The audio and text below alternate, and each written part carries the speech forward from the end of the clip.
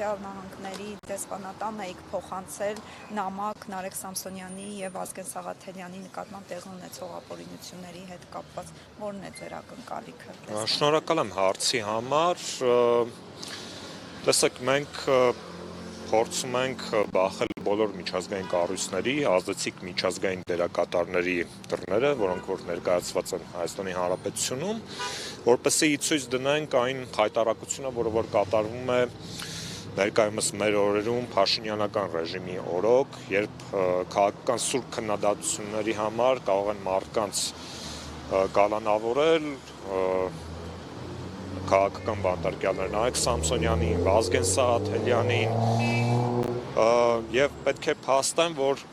այս նույն հոդվածով, այդ տխրահարչակ, այդ խուլիգանության հոդվածը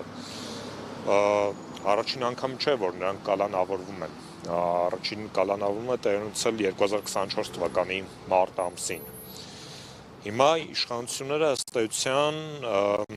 նույն գործիքակազմն են կիրառում եւ փորձ են անում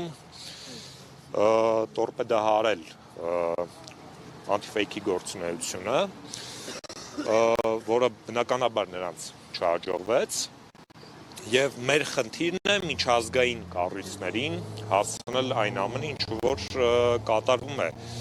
Միջազգային կառույցները չեն տեսնում ինչ է կատարվում Հայաստանում։ Կամ լռությունը ինչով եք պայմանավորում։ Լռությունը առաջնահերթին պայմանավորում եմ աշխարհաքաղաքական առաջնահերթություններով, որովհետև տեսեք, նույն Եվրոպական միությունը, երբ ժամանակին Հայաստանում, թեկուզ նախկին իշխանությունների օրոք կարող էր մի փոքր որևէ մեկի մազը ծռվել, անմիջապես հայտնում էր Պյոտր Սվիտալսկին եւ խիստ դատապարտող հայտարարություններ էր իրականացնում։ Իսկ այսօր ԵՄ դեսպան Վասիլիս Մարագոսը ուղղակի լռում է, երբ դասական քաղաքական բռնաճնշումներ են տեղի ունենում Հայաստանի Հանրապետությունում Փաշինյանական վարչախմբի օրոք, եւ մեր խնդիրն է, որպեսզի մենք ստիպենք, որ իրենք չլռեն, որ իրենք հավատարիմ մնան լիբերալ եւ ժողովրդավարական արժեքներին, այն արժեքների, որոնց հիման վրա նույն ԵՄ-ն ստեղծվել է։ Եվ մեր խնդիրն է, որ ստիպենք, որպեսզի իրենք ռեալ պոլիտիկա ասվածը մի կողմ դնեն, դադարեն շարժվել աշխարհաքաղաքական, այս րոպեական առաջնահերթություններով եւ վերադառնան իրենց գաղափարական ակունքներին։ Հիմա ինչ պահանջեք նամակի մեջ